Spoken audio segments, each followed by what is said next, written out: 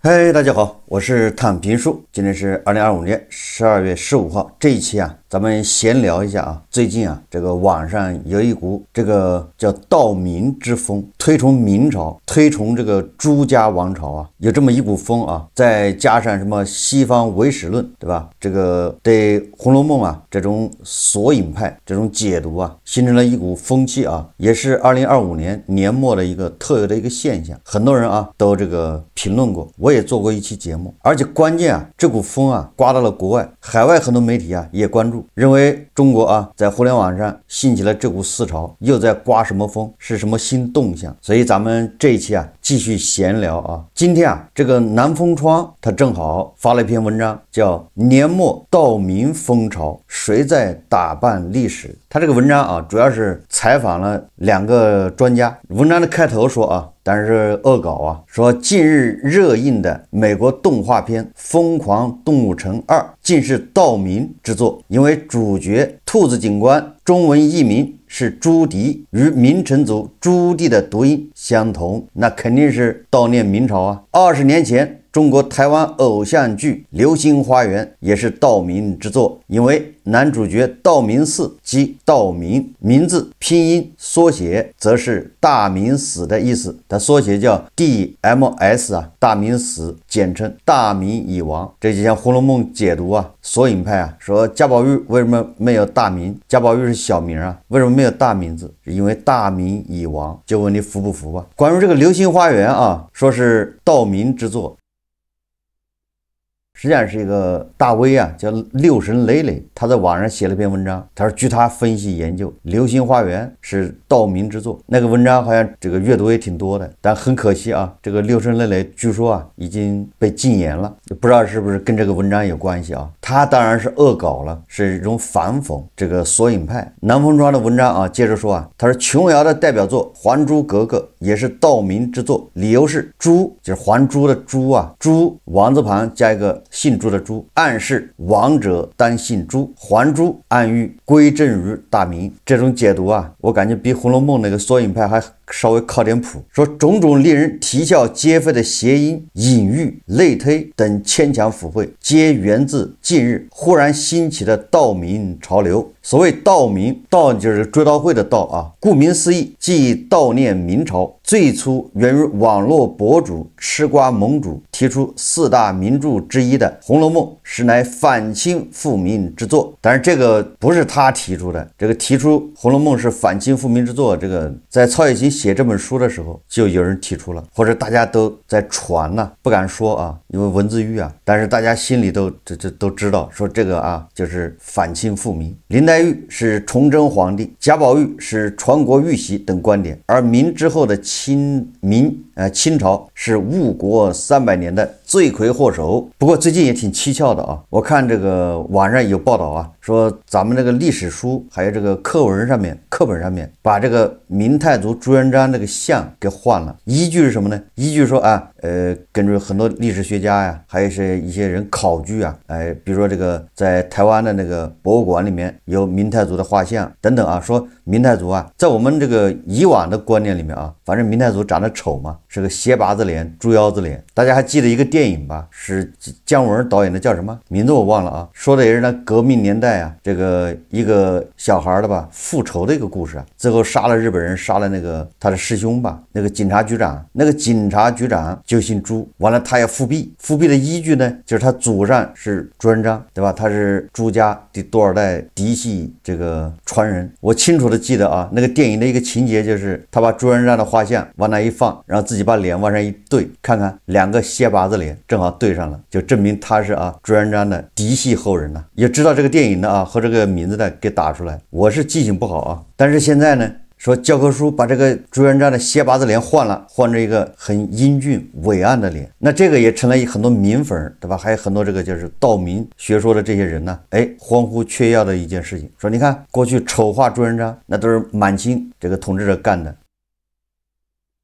我们的老祖朱元璋实际上很帅很威武。网络上如雨后春笋般冒出来大量反清称名的论调，诸如对明朝皇帝朱元璋长相俊朗的争辩，对《红楼梦》索引的和拆解，这些共同成为2025年年末一出流量拥趸下的荒诞奇观。存在近300年的明朝俨然已被偶像化。互联网上倒是最早有明粉，其中一部分是基于文化考据的崇古，但另有一部分是建立在情绪化、符号化乃至狭隘民族主义之上的盲目推崇。社交媒体上甚至开始有传言称，清军入关后满汉传习为清人，以汉人为食，非满族的普通人活在清代只能被当作人肉来食用，有点像那个《西游记》里面的龙肝凤髓啊，龙族对吧？那是这个天庭啊搞这种宴会时候的冷盘。上的凉菜龙肝凤髓。那在清朝呢，按照他们的说法啊，汉人就是供那些满清人、满族人吃的，叫满汉传习。偏狭和对立的理解极易滋生历史虚无主义，从无中生有的解构与建构中制造毫无必要的族群对立。在这场荒诞的狂欢中，南风窗采访了中国明史学会副会长、南开大学历史学院教授何孝荣以及历史学者、作家盛旭斌。南风窗啊，采访了2位这个历史学家吧。实际上，还原历史并不难，难的是在误解、偏见，把历史当作情绪出口。那下面就谈到了啊，明太祖究竟丑还是不丑，对吧？根据这个历史学家何孝荣的观点啊，你如果去考古啊，确实这个朱元璋有2种画像，一个就是长得特别丑，就是斜八字脸；一个长得这个天庭饱满，这个脸是很圆润的，很有威严的，也就是所谓的啊这个比较帅的那种。根据他的考证呢，这个朱元璋确实长得就是斜八字脸。那为什么后面他又变成这个长得比较帅呢？按照这个历史学家的说法啊，考证，那朱元璋长得应该是反正天生异相，就是中国有一种叫相术嘛，就异人异相，就你这个人呢长得不一般，当皇帝之前呢都要进行这种炒作，为自己当皇帝铺路，就说明这个人他生下来就不一般，长得跟别人就不一样，这个大家能理解了吧？所以说啊，这个朱元璋个斜八字脸，这个过去的这个历史的这个很多这个典故里面都有记载啊，就是他这个脸。我在想啊，他这个丑啊，恐怕也是稍微有点夸大，也因为夸大了才有利于他当皇帝啊，才能让天下人服他。就是我不是普通人，我是天子啊，我生下来就长得就不一般，跟你们普通人不一样，所以他恐怕是他那个猪腰子脸、斜八字脸就给他夸大一些。好，那后面怎么会变帅了呢？是因为他死了以后啊，建文帝不是当了皇帝吗？然后发生这个靖难之役啊，就是朱棣对吧，把建文帝给赶跑了，推翻了。然后朱棣呢，就面临一个最大的问题，就是他这个皇位啊来路不正。你毕竟这个朱元璋把皇位是传给他孙子了朱允文，结果你这叔叔来了当皇帝，咋回事？来路不正。所以朱棣是也是同样的面临朱元璋那个问题，就是我怎么样让这个皇位啊传到他这儿显得很合情合理。所以他呀就把这个趁着一把火对吧，把藏在这个皇宫里面的朱元璋的画像给烧了。当然他把这个责任啊推到这个朱允文身上了，说建文帝烧的。那朱元璋的画像烧掉了，那过去有没有什么啊照相技术对吧？这个档案烧掉了怎么办呢？所以朱棣就让人重新画朱元璋的画像，这个都属于一种政治安排。这回画朱元璋实际上画的是朱棣，把朱元璋按照朱棣的样子画出来，这样你看啊，朱棣继承大位就显得合乎情理。你看我爸长这样子，我也长这样子，我继承这个皇位啊，那是天经地义。所以朱元璋的画像又变帅了，就这么简单，都是一种政治把戏啊。就像把鱼肚子对吧，里面塞一张纸条，都是为了巩固啊他的权力，都是为了证明他这个皇位来得很正。所以这个后来啊，这个明朝在档案里面记载的这个朱元璋的画像就变成了天庭饱满、神态庄重、英武慈祥、俊美长相。我相信啊，朱元璋这个面相长得肯定是不好看，很丑。为什么呢？相由心生呢，就是我当然这个说的比较迷信啊。一个长得很帅的、慈祥的、天庭饱满这种人，他能一杀10万人吗？明初3大案啊，一个什么蓝玉案，一个是空印案，你知道杀了多少人？这个案子里面很多是冤案，故意的啊，就是为了给这个建文帝上台铺路，为了解决对吧这些功劳过高的跟着他一起打天下的这些老兄弟，淮西勋贵，什么李善长，对吧？等等啊，能干出这事的人面善不了，然后动不动把人剥皮充草。当然了，这个他是对贪官啊，对那些枉法的人，但是能干出这事的人肯定是一脸恶相，剥皮充草啊，而且往那个衙门那一放，不是放1天2天啊，放几年多少年呢，一直放在那儿，你看着瘆得慌。有的县城啊，县城你进城之前先有个剥皮亭，在那儿剥皮，对吧？那个贪污的，尤其是贪官。所以从这些行为来说啊，朱元璋他也帅不了。所以这个历史学家这个叫盛旭斌他就说啊，朱元璋在后世传闻里忽美忽丑，实际上是一种政治宣传，究竟本质都是权力在试图粉饰凡人，都是权力的掌控者不甘心拥有一副凡人的相貌。在这一过程中，朱元璋变成了怪物，他的脸被他自己搞没了。然后这个历史学家还说啊，明朝到底什么样子呢？那么这个满清取代明朝是不是一个倒退？明朝如果没有满清入关，那明朝是不是就会发展的更好？实际上啊，明朝的灭亡跟满清入关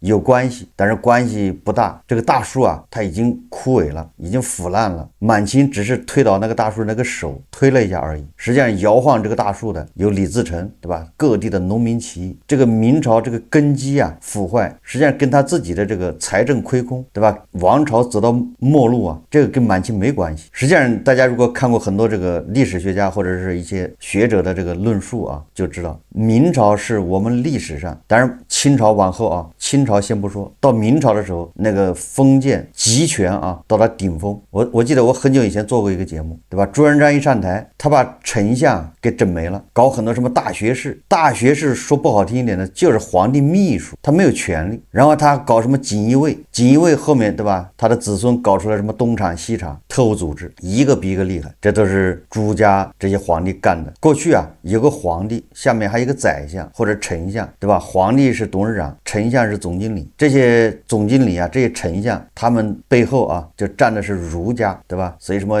一堆啊，别管他是道貌岸然还是什么嘴上说说，总之人家背后是有一套理论。什么理论呢？就是孟子说的啊，民为贵，社稷次之，君为轻等等啊，还有其他的这个儒家的学说啊。也就是明朝啊是集权到了顶峰，当然了后来这个满清搞的这个在明朝基础上那就更加集权。但这个是朱元璋啊开了先河，废了这个丞相宰相，搞什么后面叫首辅大臣，对吧？按照历史学家的说法啊，这一套制度啊最大限制制衡官员，具体实施起来则需要皇帝事必躬亲，各部门配合精确无上。这种集权系统对君主的个人素质和才能提出了很高的要求，也为后期的衰败与腐烂埋下了隐患。何孝荣认为啊，君主一人身上的权力空前集中，但同时独自负担的压力也空前剧增。在朱元璋与朱棣时期，这套高度集中的体系尚且行之有效，因为这两个皇帝啊精力无限，尤其是朱棣啊，这个朱棣因为他皇位来路不正，他是夺权的，所以说他更得证明我当这个皇帝更合适，文治武功，对吧？所以他的玩命的啊，就是朱棣做很多做法都是为了证明我得位是顺天意，所以他就比别人更卖命，更要表现。所以朱棣手上干过几件大事嘛，一个是郑和下西洋，干什么？不管怎么说，他带有炫耀的成分，对吧？永乐大典，那朱棣还有这个也是啊，远征漠北啊，也就是朱棣他要搞文治武功，所有为的皇帝都是这个路子啊。文治体现在永乐大典，武功那一个就是对吧？接着打蒙古人，花剌子模什么一大堆的瓦剌人啊，郑和下西洋。也就是朱棣对吧？他是藩王，然后他是发动了靖难之役，所以他一旦得手之后，为了防止啊别的藩王也如法炮制，所以他比那个朱允炆削藩呢更狠，对吧？为了防止后来人效仿啊，所以朱棣啊削藩。他怎么削藩呢？很简单啊，各地的藩王给你分地，然后你这些藩王不能当官，不能离开你的土地，一辈子啊就在那吃喝玩乐，就像对吧？当然衣食无忧嘛，给你那么多地啊，一个藩王1万亩地或者5000亩，对吧？根据你这个大小规模，藩王及其子孙呢，不士不农不工不商，就是不准经商，不准种地，就是你就在那个王府里面待着就完了，也不能当官，只能作为宗室享受一定的经济待遇，还不能跟地方官结交，这都是为了防止这个藩王要造反。虽然藩王对中央的威胁小了，但不少后来的皇室贵族都因曾经受制于这样的政策，缺乏生活自理能力，不让他们参加科举，不让他们当官，最后他们就饱食终日，无所事事，就狂生孩子，狂娶媳妇，孩子生的越多，对吧？但是他的这个封地没有增加孩子越多，最后就越往后越衰败。直到万历年间，眼看着一代代藩王越来越穷，万历皇帝才开始让藩王参加科考做官，但这部分人口不断增加，依然逐渐变成国家的庞大负担。关于明末为什么国库亏空也就是这个明朝老百姓的负担也重，国家负担也重，主要是朱姓的这些藩王太多。这个何孝顒说明中后期外有内阁，内有司礼监，一个是皇帝的秘书机构，一个是皇帝的代言机构，皇帝已经不那么重要了，甚至他上不上朝都无所谓。在何孝顒看来，明中后期的皇帝们越来越懒，本质上是一种贵族腐化，他们没有亡国危机，不像清朝的贵族始终有一种危机感。清朝前中期的皇帝普遍都比较勤快，万历皇帝是多少年不上朝创造了记录，对吧？好像30年不上朝吧，他不上朝，但是整个大明也在运转，所以这也是好多民粉用来证明，你看看皇帝不用上朝，国家运转有序，实际上不是这样的在这个历史学家看来朱元璋对百姓的态度，因为朱元璋就是出身于农民，所以他更加知道怎么管农民，他也知道农民起义的厉害，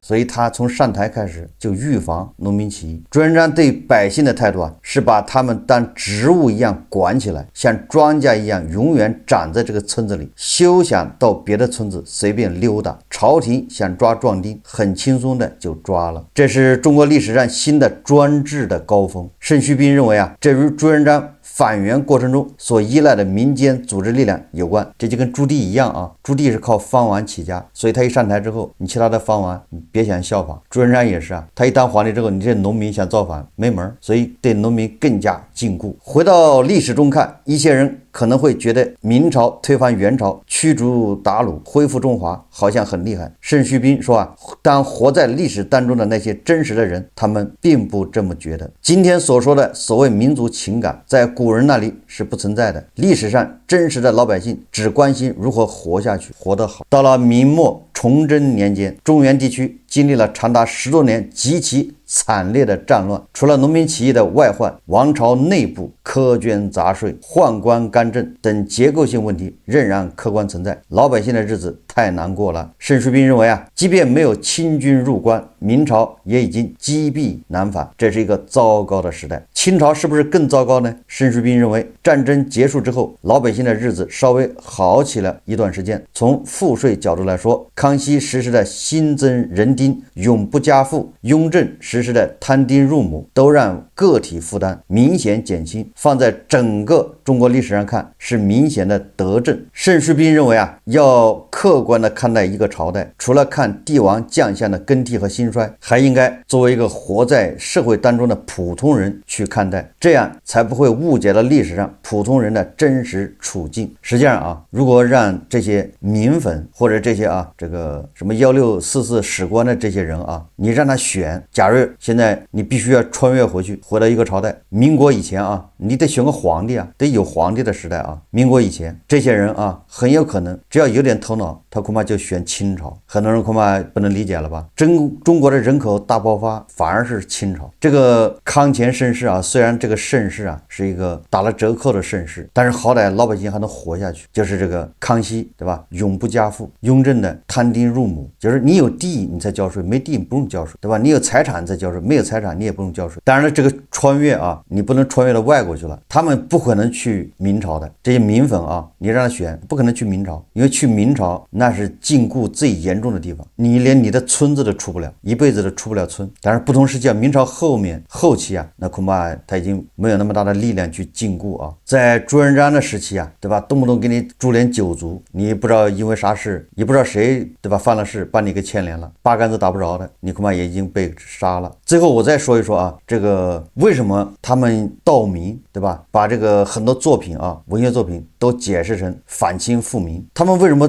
从这个历史长河中啊，咱们这么多朝代啊，封建社会嘛，他单单挑出满清来鞭打，实际上都是有一个原因啊，就是他们这些爱国正能量，他们实际上就是一个什么叙事呢？他们想告诉他的受众，就是他的基本盘，中国历来就遥遥领先，一直遥遥领先，中国自古以来就是遥遥领先，领先于西方，对吧？以此来增加这个他基本盘的信心。基本盘看完之后大受感动，大受鼓舞，对吧？信心倍增。就我们自古以来啊，都比西方领先先进。那所以这种叙事啊，它就得解决一个问题，它只要解决一个问题，它的叙事好像就成立了。什么问题呢？就是我们近代历史上八国联军，对吧？西方列强等等，搞得我们是半封建半殖民地，对吧？火烧圆明园啊，我们签了那么多啊，这个擅权辱国的条约等等，对吧？甲午海战惨败，这些东西你都得解释。你不是遥遥领先吗？你不是最厉害吗？你怎么被人打了呢？所以满清就被挑出来了，对吧？这个锅得由满清来背。如果把满清背这个锅，对吧？因为为什么我们历史上一直是遥遥领先，那为什么后来被人打了呢？那就是满清入关以后导致的，这个锅得满清来背。如果满清把这个锅背走了，你看看我们还是啊，自古以来清场是遥遥领先。这一下你就找不到反证了。你说公元前100年，对吧？强悍，我们比西方厉害，西方的文明啊都是唯史，你看在这儿等着呢，后面都厉害，因为没有一个西方国家打得过咱们汉人政权。你确实啊，你还真找不到啊，因为那时候西方国家在哪还不知道呢，对吧？唐朝的敌人是谁啊？阿拉伯突厥打跑了，跟阿拉伯打了一战，打败了，那不是西方人呢。所以你想想啊，他们实际上啊是要证明，是要宣传我们是自古以来一直是清场是遥遥领先，所以这个是军事上面我们从来没有被西方打过，没有被列强欺负过，就列强的祖上啊也没欺负过我们，他打不过，这个就成立了啊。在他们看来，所以只要把这个100年前的这个屈辱啊给他解释完就行了，那就是满清。文化上面科技上面呢，永乐大典，对吧？根据永乐大典的说法，我们在科技制造工艺方方面面都是清场是遥遥领先，因为西方的近现代的文明99%来自于这个永乐大典。他们还提出了反证啊，有很多这个基本盘呢，让人哭笑不得，说啊，西方人都不喝白开水，不喝开水，他怎么可能发明蒸汽机呢？让你还没法解释，只有我们喝开水，我们才能在生活中啊发现这个蒸汽的这个力量。那在这种叙事下，百年歌，对吧？那就有点卖国了，显得就不那么革命了啊，显得也不自信，对吧？你才领先100年啊，或者我们近100年才取得的成就是吗？我们祖上就是领先的，所以说这个百年歌就有这个啊抹黑咱们的意思了，抹黑了咱们祖上，所以百年歌就被这个吃瓜盟主的这个粉丝啊基本盘把它打成什么卖国大侄子，崇洋媚外，领先100年那不叫领先。所以这个实际上啊说来说去啊，就是夹头的基本盘在夹头老师坏了事以后啊发生大分裂，他们的归根结底就是谁最红谁最革命，实际上就是谁最极端谁就有话语权，他们争夺的是解释权。所以啊，这个2025年末这个网上的荒诞一幕啊，什么反清复明，什么道明说来说去就是爱国正能量界的一场大分裂，他们要抢夺这个话语权，他们要抢夺这个最好的位置，舔局最佳位置，舔局最佳姿势而发生的火并，都是想自信，但是啊过了就是变成自大，夜郎自大。我看油管上还有个人说他不是夹头粉，但是他支持这个什么这个吃瓜盟主这说法，这就是典型的啊，身为夹头粉而不自知。可以肯定啊，2025年末的这场闹剧啊，2026年会不停的出现，会更加激烈，更加热闹。所以如果感兴趣啊，大家就真正的吃瓜呀，看夹头的基本盘分裂裂变内讧，别忘了啊。胡锡进老师就是被加特的基本盘给甩出来的，游离在加特的基本盘之外。他们以前都是同一个账号的，现在百年哥被加特的基本盘给甩出来了，也是处于这个游离状态。说不定啊，2026年这个吃瓜盟主啊也会被基本盘给甩出来，因为会有比他更极端的人出现。我们拭目以待，我们对吧？真正的吃瓜看热闹。好，这期节目啊，咱们就聊到这里，感谢大家收看。如果喜欢我的节目，欢迎订阅、转发，也可以在下方留言评论。谢谢大家。